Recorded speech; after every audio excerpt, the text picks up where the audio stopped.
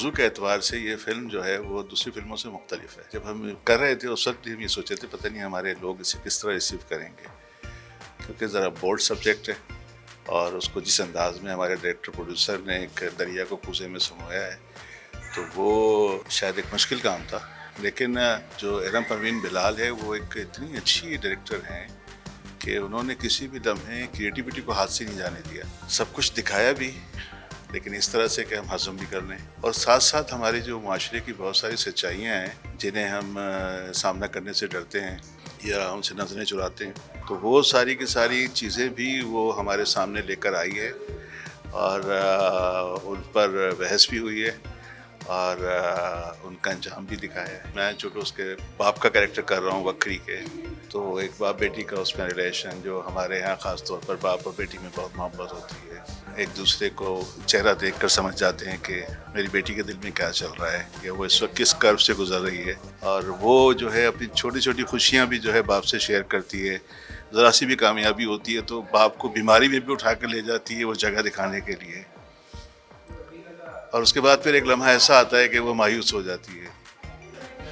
तो वहाँ पर फिर यही उसका बाप उसको रूह फूंकने दोबारा आता है और फिर वो खड़ी हो जाती है। तो फिल्म हर एतबार से बहुत अच्छी है, म्यूज़िक के एतबार से, टेक्निकल एतबार से।